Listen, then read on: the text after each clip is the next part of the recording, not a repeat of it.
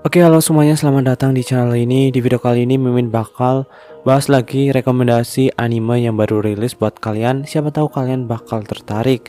Nah, untuk video sebelumnya kita sudah bahas beberapa anime baru, kalian bisa cek aja di channel ini. Oke, untuk sekarang Mimin bakal bahas anime baru yang berjudul Komonohashi Ron no Kindan Suiri. Nah, bagaimana alur cerita dan keseruannya, simak videonya sampai selesai. Oke, tapi sebelum kita ke pembahasan, buat kalian yang belum subscribe, jangan lupa subscribe dulu supaya Mimin semakin semangat dalam mengupload video. Langsung saja kita ke pembahasannya. Komonohashi Ron no Kindan Suiri menceritakan seorang detektif polisi bernama Ishiki Totomaru, tetapi ia sama sekali tidak memiliki bakat sebagai detektif sehingga dianggap tidak berguna di divisinya. Ia dipulangkan dan tidak ikut serta dalam penanganan kasus kali ini karena dianggap akan membebani divisinya, guys. Kemudian Ishiki pulang dan curhat kepada Pak Kiko. Kasus kali ini cukup sulit dan bahkan divisi pertama tidak menemukan solusi. Pak Kiko berkata mungkin ada satu orang yang dapat menyelesaikannya, orang itu bukan detektif biasa. Pak Kiko menyuruh Ishiki untuk menemuinya.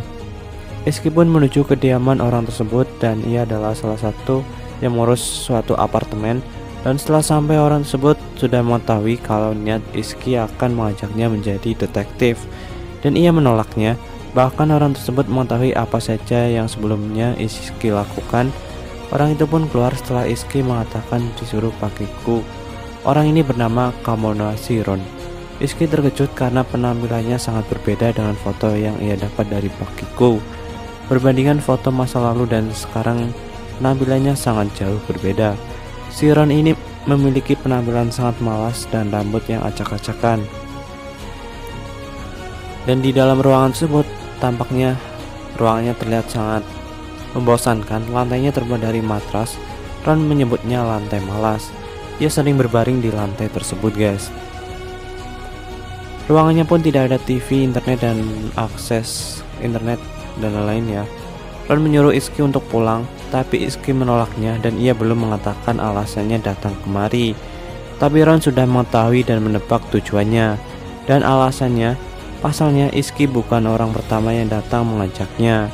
Ketika Ishiki mau mengatakan kasus yang ditangani, Ron tidak ingin mendengarkannya, karena jika ia mendengar tentang kasus yang belum terselesaikan, jika si Ron ini mendengar tentang kasus yang belum terselesaikan, jiwanya ingin menyelidikinya dan menyelesaikannya. Jadi jiwa detektifnya ini bakal memberontak dan ingin segera menyelidiki kasus tersebut. Tapi karena suatu kekurangan, si Ron ini nggak bisa menjadi detektif, guys.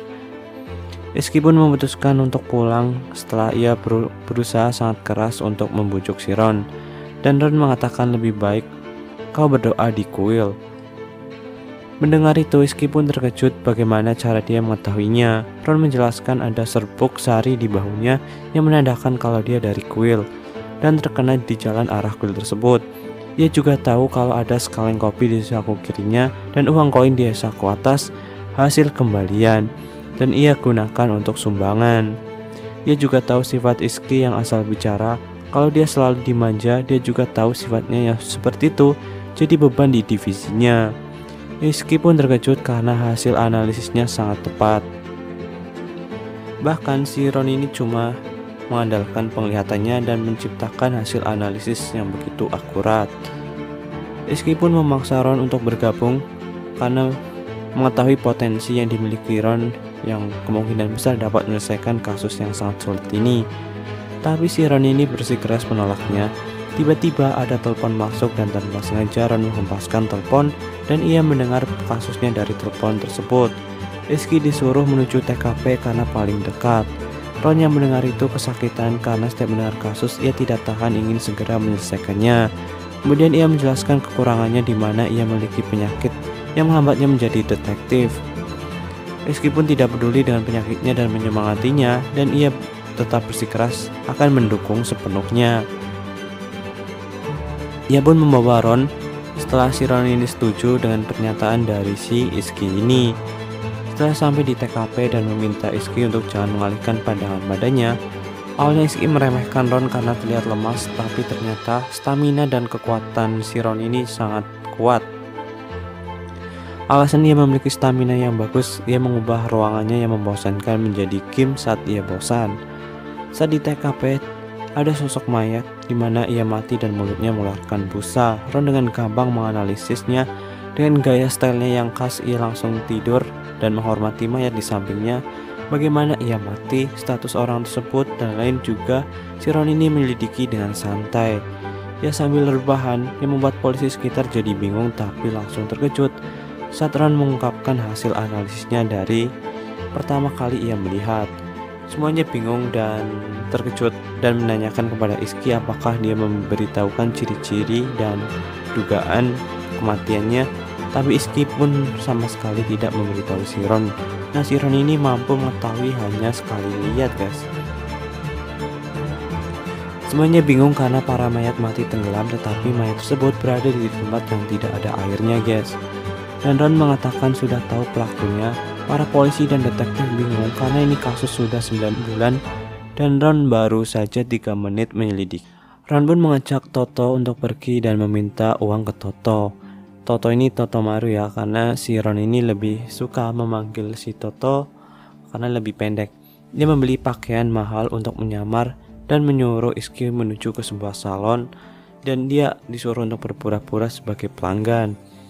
Di dalam salon, Iski menjalankan perintah sesuai rencana Ron. Iski berpura-pura sebagai orang kaya yang jago main saham. Saat dia disuruh merendam di air sebelum merubah gaya rambutnya, tukang cukur tersebut berniat mengakhiri Iski dan alasan ia bisa membunuhnya karena ada di wastafelnya, guys, kunci alasannya. Tapi sebelum Iski diserang oleh tukang cukur tersebut, Ron datang masuk dan mengungkapnya. Kemudian Iski kembali setelah menahan nafas di dalam air dan muncul penyebab korban yang mati sebelumnya adalah di wastafelnya, di mana terdapat udara oksigen rendah yang dapat mengurangi kadar oksigen sebanyak 18%. Jika menghirup udara dengan kadar oksigen di bawah 10%, orang tersebut akan pingsan.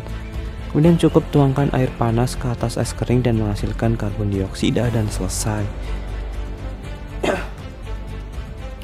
Kemudian alasan Ron dapat menebak tukang cukur adalah semua korban rambutnya panjang dan mereka akan pergi ke acara tertentu yang tentunya ia harus pergi ke suatu salon untuk merapikan rambutnya.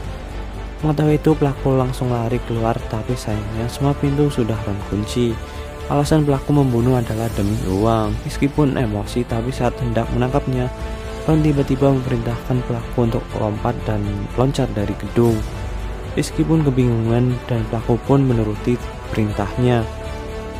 Dan dari situ tampak dari mata si Ron ini seperti mantra ya, dimana Ron tidak dapat mengendalikan dirinya sendiri dan memerintah orang tersebut untuk meloncat ke gedung. Dan orang yang diperintah itu tetap menuruti perintah si Ron walaupun ia harus bunuh diri.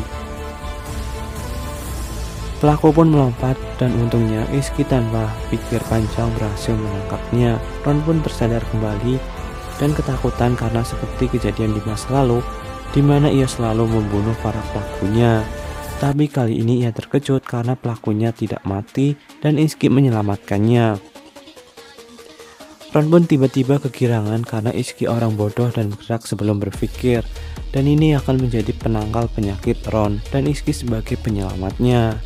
Nah, jadi seperti itu untuk kisah dari anime Komonohashi Ron no Kindan Suiri yang menceritakan seorang detektif yang sangat cerdas dan detektif yang sangat bodoh, dimana keduanya bekerja sama, guys.